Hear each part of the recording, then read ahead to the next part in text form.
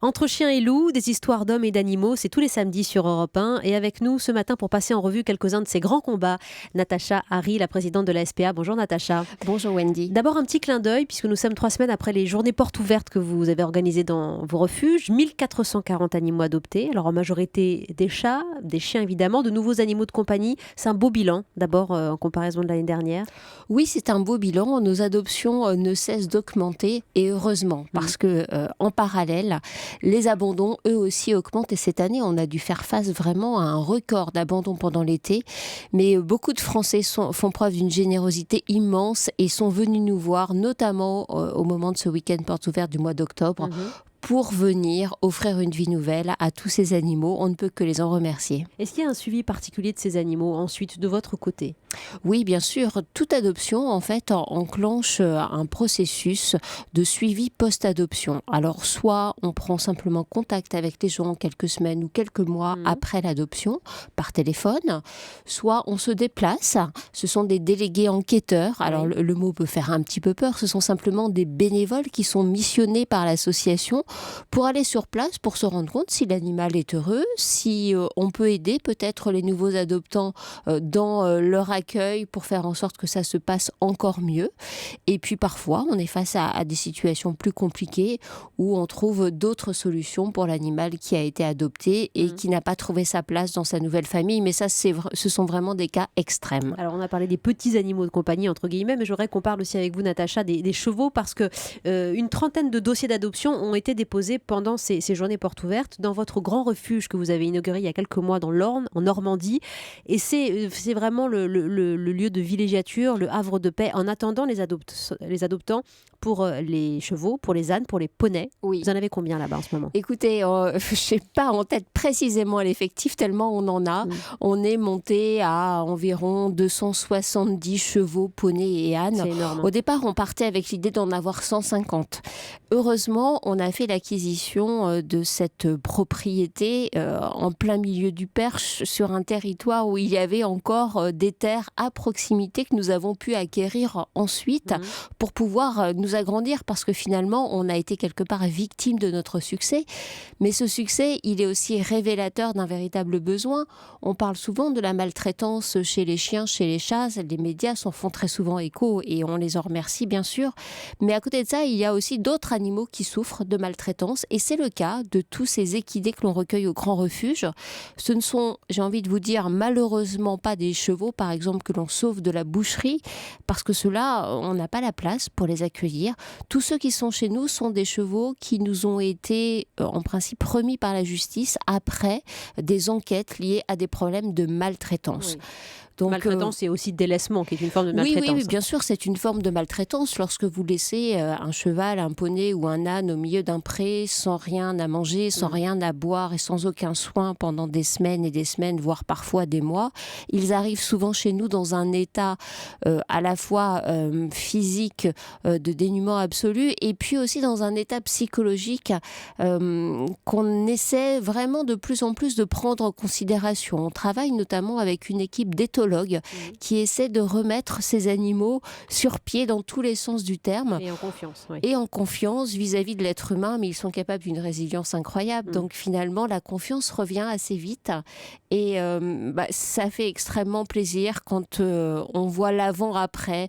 L'avant, ils arrivent tristes, maigres, apeurés. Et puis quelques mois après, on les reconnaît plus. C'est une métamorphose et c'est ce qui permet de développer les adoptions. Alors, vous avez inauguré ce grand refuge il y a 6 mois. Vous avez dépassé le cap des 100 adoptions, ce qui est énorme. Ce qui est énorme parce que gérer un cheval, c'est quelque chose d'important.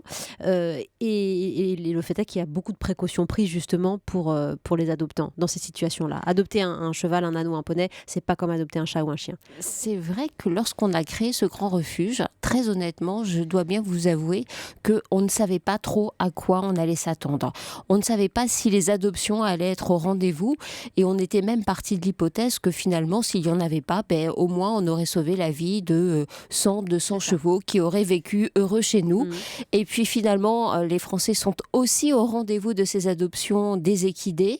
Alors oui, il y a un process d'adoption. La France est un pays de cheval. En même temps. La France est un pays de cheval, mais vous le disiez très justement, c'est un engagement encore plus lourd de prendre un cheval. Il faut avoir déjà la place suffisante, il faut quand même avoir un peu de budget parce que ça nécessite des soins importants, ça nécessite aussi une alimentation particulière. Voilà. Donc, mais oui, il y a des gens qui sont prêts à ça et c'est formidable. Ce sont que des belles histoires. Et on avait tablé sur en gros 50 adoptions la première année en se disant, bon, on ne sait pas trop, on verra bien. Et puis finalement, en moins de 6 mois, on a dépassé les 100 adoptions. On a aussi plein de familles qui sont en liste d'attente parce que pour nos équidés, on procède un petit peu différemment par rapport aux chiens et aux chats. On fait une visite pré-adoption, c'est-à-dire qu'on va chez l'adoptant avant qu'il ne puisse adopter, vraiment pour s'assurer qu'il va pouvoir héberger nos animaux dans de bonnes conditions. Donc ça nécessite un gros travail de la part de nos équipes, mais écoutez, ça se passe formidablement bien, c'est une vraie belle réussite et c'est aussi un clin d'œil de la SPA à son histoire, puisque la SPA a été créée il y a 171 ans pour sauver à la base les chevaux des cochers parisiens. Donc voilà, retour en arrière sur notre histoire. Ouais. Et écoutez, on rend service à ces animaux et ils nous le rendent bien puisqu'ils nous apportent que de la satisfaction quand on les voit aussi bien dans ces pâturages. Oui, merci d'avoir rappelé cette historique, Natacha Harry. Et puis on rappelle que les chevaux aussi, c'est parfois jusqu'à 35 ans d'espérance de vie. Donc il faut aussi du temps et dans la pérennité pour s'occuper de ces animaux magnifiques. La SPA qui dispose aussi d'une cellule anti-trafic. On va en parler maintenant. C'est une cellule qui démantèle les réseaux, comme son nom l'indique. Et il y a quelques jours, vos équipes ont récupéré plus de 300 chiens. C'est ce que nous explique ce matin Julien, qui est responsable de cette cellule à la SPA. Il s'agissait donc d'un élevage industriel de chiens qui fournissait une très grande chaîne d'animalerie en France. Cet élevage était constitué d'enclos minuscules. Les animaux, les chiens n'avaient pas de lumière.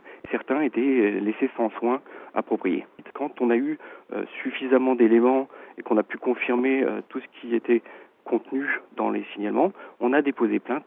On s'est empressé de le contacter pour essayer de négocier un abandon volontaire plutôt qu'une procédure judiciaire qui aurait mis beaucoup plus de temps. Lors de l'intervention, on a mobilisé pratiquement l'ensemble des refuges de la SPA qui sont venus et ont récupéré tous les chiens. Donc ils sont vraiment éparpillés dans les 4 coins de la France. Petit à petit, ils sont adoptés. Et ça, c'est une belle réussite. Natacha Harry, vous êtes présidente de la SPA. Sur les animaleries, comment se situe votre combat aujourd'hui ? Notre combat, il est très clair. Il est partout là où il y a de la maltraitance animale. Et malheureusement, les animaleries... trop souvent utilisent des filières qui sont dans un irrespect total du bien-être animal, puisque leur seule préoccupation pour beaucoup d'entre elles, c'est simplement le profit commercial au détriment des animaux. Filière industrielle, il en parlait, il y a 600 chiens et vous en avez récupéré la moitié. On est très souvent avec les animaleries. Il ne faut pas toutes les mettre dans le même sac parce qu'il y en a quand même qui essaient aujourd'hui d'améliorer leurs pratiques, mais malheureusement, on est encore loin du compte un petit peu partout et un certain nombre d'entre elles ont recours à des éleveurs industriels. Le mot n'est pas trop fort, c'est-à-dire qu'on fait un élevage de chiens comme on produirait je ne sais trop quel produit de consommation, sans préoccupation pour le bien-être des animaux. C'est la même chose chez les chats.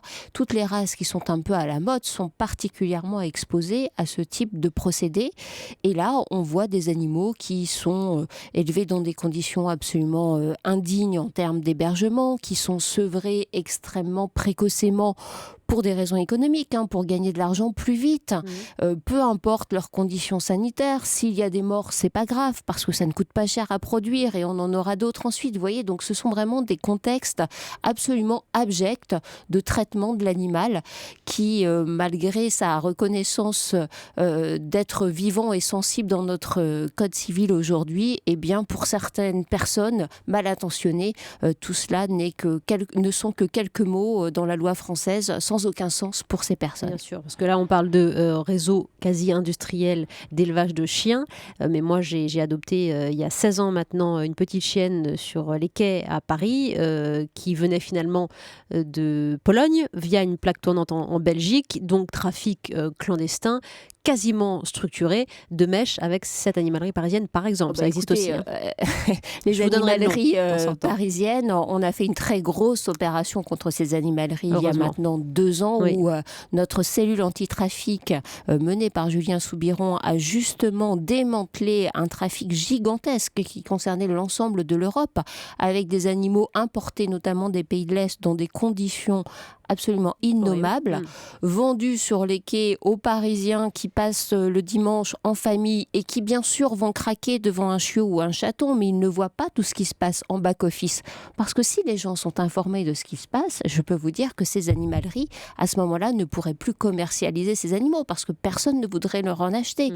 Mais ils montrent le bon côté de la chose en cachant vraiment des choses absolument abominables. Donc notre travail à nous consiste à démanteler ces réseaux et à fournir l'ensemble des preuves et des pièces aux autorités afin que les autorités derrière nous aident à mettre un terme définitif à l'ensemble de ces trafics. La SPA, Natacha Harry, c'est 3000 bénévoles, 580 salariés, plus de 38 000 animaux adoptés l'an passé. Et ça continue dans cette chaîne de solidarité. Les 10 et 11 décembre, à Paris, place de la République, vous organisez le rituel et sacré Noël des animaux, en place publique donc. Oui, écoutez, c'est une opération que nous avions lancée il y a 2 ans, faire de ce Noël des animaux un moment de fête et venir à la rencontre des Parisiens au cœur de Paris, place de la République. L'année dernière, nous n'avions pas pu tenir cet événement pour les raisons que tout le monde imagine bien. Nous avons fait le souhait cette année de reproduire ce Noël des animaux et à nouveau d'offrir à nos pensionnaires un espoir de vie meilleure, de permettre aux Parisiens et à tous ceux qui seront de passage dans la capitale quelques jours avant les fêtes de fin d'année, de venir nous voir, de découvrir ce qu'est la SPA. Parce que très souvent, les gens s'imaginent que la SPA, c'est une accumulation de refuges où on voit des animaux dans des états affreux. Moi, je peux vous dire que la SPA, ce n'est pas ça. La SPA, ce sont des lieux d'accueil formidables avec des gens extrêmement dévoués, qu'ils soient salariés ou bénévoles, et avec des animaux que l'on remet sur pied pour beaucoup d'entre eux finalement assez vite, parce que les animaux ont une mémoire assez courte des mauvaises choses. Ils préfèrent aller vers le meilleur, et lorsqu'ils rencontrent des gens, des familles qui sont prêts à les aimer, à leur offrir autre chose, eh bien ils repartent dans de très bonnes dispositions. Donc voilà, c'est un moyen aussi de faire connaître notre association et le travail qui est fait par l'ensemble de nos équipes à tous ceux qui viendront nous voir lors de ce week-end des 10 et 11 décembre. Des chats, des chiens, des nouveaux animaux de compagnie, lapins, cochons d'Inde à sauver, à adopter. Il y aura aussi un petit spécimen de ce grand refuge où vous sauvez les équidés, Natacha. C'est un petit clin d'œil, mais oui, je pense que nous allons faire venir peut-être un poney du grand refuge. Un cheval serait un peu encombrant, place de la République, mais certainement un poney. Alors il n'y en aura qu'un, donc l'idée n'est pas de le faire adopter sur place parce que les gens ne vont pas repartir avec leur poney sous le bras, place de la République. Mais en tout cas, c'est une manière aussi de montrer le travail qui est fait par rapport à ces équidés et puis de donner envie à des gens de venir voir ce lieu formidable qui se situe au cœur du Perche, dans un tout petit village qui s'appelle Pervenchère. Voilà. On peut y aller tous les week-ends, vous voir d'ailleurs ? On peut y aller tout le temps, c'est ouvert au public et le week-end, il y a beaucoup de visiteurs. Il y a environ 200 visiteurs qui font le déplacement tous les week-ends pour venir voir notre travail.